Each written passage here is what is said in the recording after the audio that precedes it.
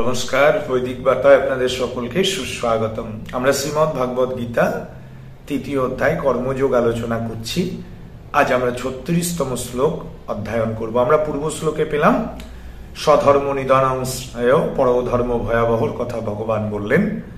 মানুষের স্বধর্ম পালনই কল্যাণকর হয়, পরধর্ম পালন এবং নিষিদ্ধ কর্মের আচরণ করায় সর্বপ্রকার ক্ষতি হয়। এই বিষয়টি ভালোভাবে বুঝে নিলেও মানুষ তার ইচ্ছা, বিচার এবং ধর্মের বিরুদ্ধ পাপাচারে কেন প্রবৃত্ত হয় তার কারণ জানার জন্য অর্জুন জিজ্ঞাসা করছেন ভগবানকে। অর্জুন বলছেন, অথুকেন প্রযুক্তোয়ং পাপং চরতি পুরুষ অনিচ্ছন্নপি বঞ্চেয় বলাদীপ নিরোজিত। হে অর্জুন বলছেন, হে কৃষ্ণ, তাহলে মানুষ অনিচ্ছা সত্ত্বেও কার দ্বারা বলপূর্বক নিয়োজিত হয়ে এই পাপাচরণ করেন? আপনি তো বললেন যে স্বধর্ম পালন করা উচিত, পরধর্ম ভয়াবহ, নিষিদ্ধ কর্ম উচিত নয়। হ্যাঁ, তারপরেও তাহলে মানুষের ইচ্ছা, বিচার এবং ধর্মের বিরুদ্ধে মানুষ কেন এই ধরনের আচরণ পালন করছেন? এই অভিপ্রায় অর্জুন কিভাবে নিজেকে প্রয়াস রাখছেন সেটাই এই শ্লোকের মূল বিচার্য বিষয়। ভগবান প্রথমে বলেছিলেন যে প্রচেষ্টাশীল বুদ্ধিমান মানুষের মনকেও ইন্দ্রিয় সমূহ সবলে বিচলিত করে। অনেক সময় কি হয়, আমরা নিজেদেরকে ভাবি যে আমার বুদ্ধি আছে, আমি খুব বুদ্ধিমান বা আমি খুব ধার্মিক, কিন্তু এরপরে ওই ইন্দ্রিয় আমাদেরকে ভুল পথে নিয়ে যায়।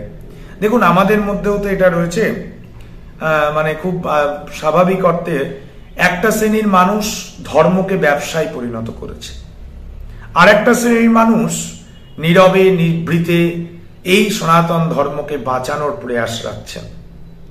এই দুটোর ফারাক, এই দুটো দেখুন, দুজনাই ধর্মের পথের পথিক, দুজনাই ধর্মকে এগিয়ে নিয়ে যাওয়ার চেষ্টা করছেন, দুজনাই দুজনার মতো করে। কেউ ভাবছেন কানে কানে ফিস ফিস, মাসে মাসে কিছু দিস, এ মাসেরটা এ মাসেই দিস, না হলে হয়ে যাবি ফিনিশ। এই যে যারা ধর্মকে ব্যবসায় পরিণত করল, এইখানেই আমাদের দ্বন্দ্ব তৈরি হচ্ছে।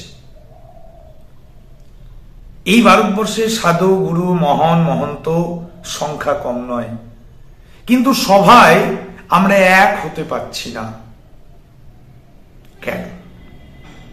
কারণ কেউ ধর্মটাকে নিষ্ঠা, সাধনা, ধর্মের অন্তরঙ্গ সাধনা, বহিরঙ্গ সাধনার কথা আমি আগেও বলেছি।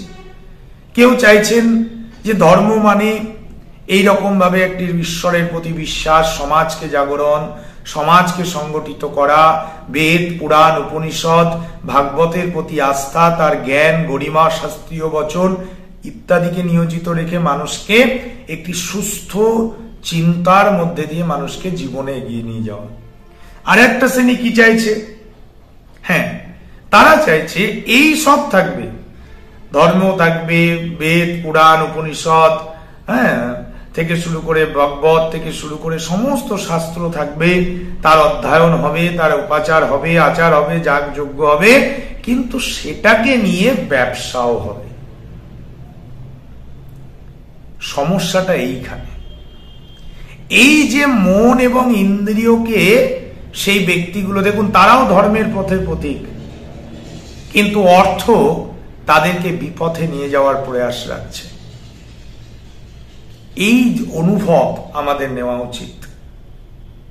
আমাদের অনুভব করতে হবে যে তাহলে হ্যাঁ, অর্থের প্রয়োজন আছে, কিন্তু অর্থ যেন অবশ্যই যতটুকু প্রয়োজন ততটুকুর মধ্যেই নিয়োজিত থাকে। কিন্তু আজ আমরা কি দেখতে পাচ্ছি, মানে এই ধর্মকে কেন্দ্র করে একটা শ্রেণী তার আসর তৈরি করছেন। সেই আসর অর্থ ইনকামের আসর, মাসোহারা দিতে হবে। এটা চলতে পারে না বন্ধু। যুগে যুগে যারা যুগাবতার, পূর্ণ ব্রহ্ম অবতার পুরুষ হয়ে যারা জন্মেছেন, যারা সমাজকে পরিবর্তন করেছেন, তারা কোনোদিন ওই মাসোহারা দক্ষিণা নেননি। ভগবান কৃষ্ণ এসছেন, রামচন্দ্র এসছেন, সত্যযুগে নারায়ণ এসছেন, চৈতন্য মহাপ্রভু এসছেন, কিন্তু তারা অর্থের বিনিময়ে ধর্ম প্রচার তারা করেননি। আমি যদি আজকের মুহূর্তে দাঁড়িয়ে বলি, মানে ইসকন কৃষ্ণ ভাবনামৃত আন্তর্জাতিক যে সংগঠন, তার যে প্রতিষ্ঠাতা পরম পূজ্যপাদ শীল প্রভুপাদ অভয় চরণ দে, তার জীবনেও যদি আপনারা অনুধাবন করবেন, তো তিনিও কোনোদিন অর্থের বিনিময়ে তিনি তার ধর্ম প্রচার করার জন্য আসেননি বা করেন, চেষ্টাও করেননি। তিনি আমেরিকা যেতে গেছেন, আর সেই যাওয়ার জন্য তার স্বাভাবিক জাহাজে যাওয়ার পয়সাটুকু তার কাছে নেই। তিনি মার্চেন্ট নেভি অর্থাৎ পণ্যবাহী জাহাজে করে তিনি ধর্ম প্রচারের জন্য আমেরিকা পৌঁছাচ্ছেন। আমরা বিবেকানন্দকে দেখেছি, তিনি বোস্টনে গিয়ে একটা রুম পাননি থাকার জন্য, তিনি ডাস্টবিনের ভেতরে সেই প্রবল ঠান্ডায় তার রাত্রি যাপন করেছেন। আর আজকে যারা ধর্মকে ব্যবসায় পরিণত করলেন, সত্যি ভাবতে হবে। প্রকৃতির শিক্ষায় শিক্ষা নাও। এই সমাজের অনেক সন্ত সমাজ, অনেক পণ্ডিত সমাজ আবির্ভূত হয়েছেন, অনেক অবতার পুরুষ এসছেন, কিন্তু অর্থ যেখানে তৈরি হয়েছে সেখানে ধর্ম আর অর্থ এই দ্বন্দ্বে ধর্ম সেখানে ছোট হয়ে গেছে। ব্যবহারিক ক্ষেত্রেও দেখা যায় বুদ্ধিমান বিবেক সম্পন্ন ব্যক্তি প্রত্যক্ষে এবং অনুমানে পাপের ভয়ঙ্কর পরিমাণ দেখে মনে মনে বিচার করে তাতে প্রবৃত্ত হওয়া ঠিক নয় বলে মনে করেন, সুতরাং সে স্বইচ্ছায় পাপ কর্ম করে না। তবুও বলপূর্বক রোগীর কুপথ্য খাওয়ার মতো তার দ্বারা পাপ কর্ম অনুষ্ঠিত হয়ে থাকে, হচ্ছে।